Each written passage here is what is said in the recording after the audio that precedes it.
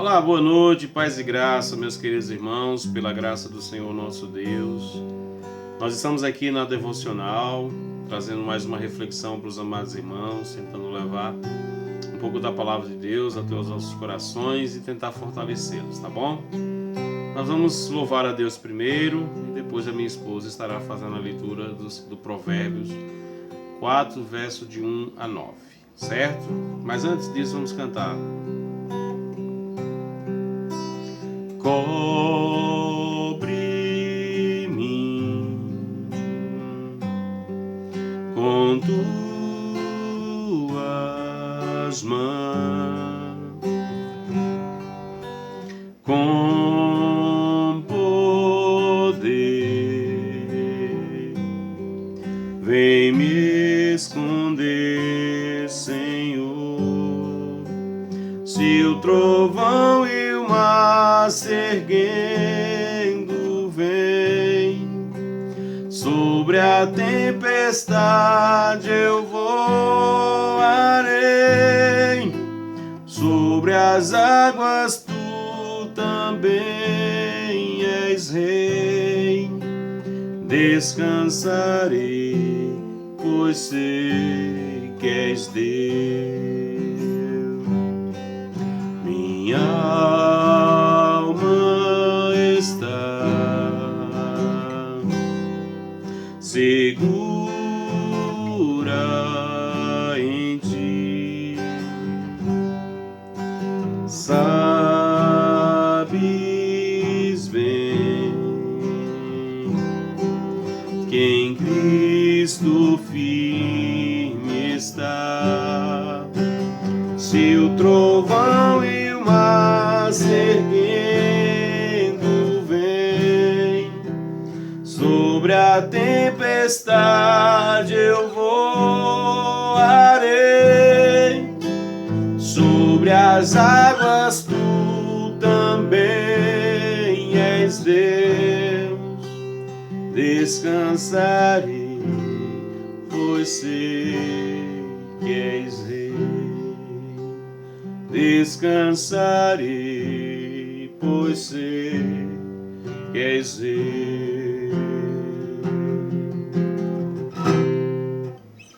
Vamos à leitura do texto sagrado com a minha esposa, a irmã Claudênia, lendo Provérbios 4, do 1 ao 9. Amém. Ouve, filhos, a instrução do Pai, e estai atento para conhecerdes o entendimento. Porque vos dou boa doutrina, não deixei o meu ensino, quando eu era filho em companhia de meu pai, tenro e único diante de minha mãe. Então ele me ensinava e me dizia: retenha o teu coração as minhas palavras, guarda os meus mandamentos e vive. Adquire a sabedoria, adquire o entendimento, e não te esqueça das palavras da minha boca, nem delas te apartes. Não desampares a sabedoria, e ela te guardará. Ama-a, e ela te protegerá. Amém. Amém.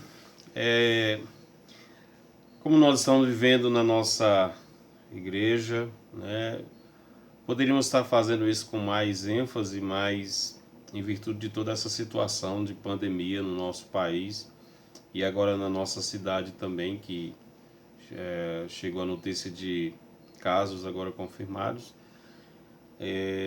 A gente não deu tanta ênfase a esse tema durante o mês, mas nós estamos tentando trabalhar nessas devocionais, eu e minha esposa, temas relacionados ao comportamento familiar, às situações familiares, no que diz respeito à família cristã. E eu quero falar nesse texto, Provérbios capítulo 4, de versos de 1 a 9, exatamente sobre o ensino dos pais e o sucesso que ele nos traz, né?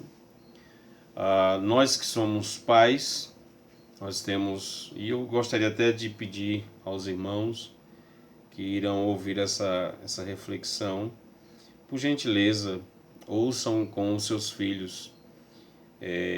Chamem eles para perto de vocês, pai, mãe, sentem-se e façam com que seus filhos participem desse momento. A família da Aliança, ela precisa ter esse momento junto com o seu pastor, muito embora não é um contato pessoal, mas esse contato aqui via rede social ajuda um pouco, né, nesse crescimento aí, tá bom?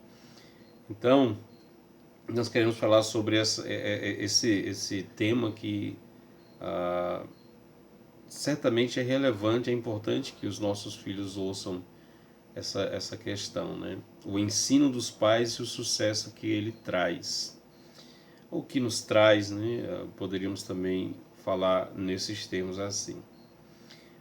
Pois bem, o que nós temos visto no nosso mundo atual é jovens sonhando em obter sucesso a todo custo.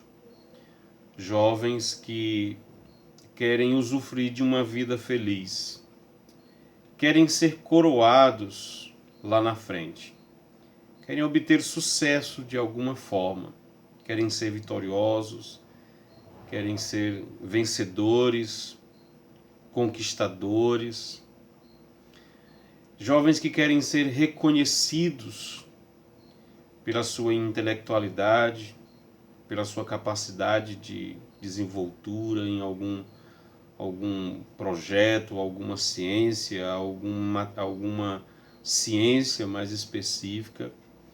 O fato é que os jovens têm buscado isso de forma muito desejosa, muito ansiosa, e talvez muitos, por não conseguir, até se precipitam por caminhos mais esquisitos, mais estranhos, assim, né, de derrotas, adentrando no mundo dos vícios, drogas e outros relacionamentos mais graves. Mas o fato é que, de um jeito ou de outro, jovens têm buscado isso, né? E nós, pais, certamente ficamos também desejosos de que nossos filhos eles obtenham vitória, sucesso, que tenham uma vida feliz, que eles consigam um casamento bem estruturado, um trabalho que lhe ofereça prosperidade, que lhe ofereça estabilidade econômica. Nós, pais, certamente também desejamos isso para os nossos filhos. Essa é uma verdade. Não há como dizer que os pais não querem isso, né, para os seus filhos. Não tem como nós, em sã consciência, querermos o mal para os nossos filhos. Mas o texto nos fala de uma sabedoria. Nós temos aqui, então, um paralelo entre o que eu acabei de elucidar aqui e o que o texto nos fala de uma sabedoria. Há uma sabedoria descrita no texto. E eu acabei de elucidar que jovens estão buscando ser reconhecidos por sua intelectualidade, por sua alta capacidade, enfim. Mas será que é essa sabedoria que o provérbio está falando? Será que o provérbio está falando simplesmente de uma sabedoria intelectual? Será que o provérbio está falando simplesmente de uma soma de saber, de aprendizado? Será se ele está falando de uma sabedoria científica, de uma sabedoria que você aprende nas faculdades, nas universidades, nos cursos, enfim? Será se é dessa sabedoria que o texto de Provérbios está nos falando? De cara, não é esse tipo de sabedoria que o provérbio de Salomão está falando. O livro de Provérbios ele é atribuído, né, pelo menos a boa parte do livro de Provérbios é atribuído a Salomão. Existem outros que outros provérbios de outros homens de Deus e outros autores, mas na sua grande maioria o Provérbios é atribuído a Salomão. Salomão foi um homem muito sábio, certo? Ele aprendeu isso do seu pai, o rei Davi, e que o instruiu, que o ensinou, e ele relembra isso no Provérbios, falando que ele, quando ela era tenro e único, né? E ele podia ouvir os conselhos do seu pai, os conselhos de sua mãe. Enfim, Salomão, ele ouviu, sim, orientações do rei Davi, que foi chamado nas Escrituras o homem segundo o coração de Deus. Mas a grande questão é que Salomão não soube aproveitar essa sabedoria. Ele não colocou toda essa sua sabedoria em prática. Era algo que causava nas outras pessoas um determinado desejo de ver, de contemplar, como por exemplo a rainha de Sabá, que foi até Israel para ver Salomão, conhecê-lo pessoalmente, diante de toda a sua fama de homem sábio. Mas a questão é que Salomão não soube aproveitar essa sabedoria para promover a glória de Deus. Em algum momento do curso da vida, Salomão se perdeu.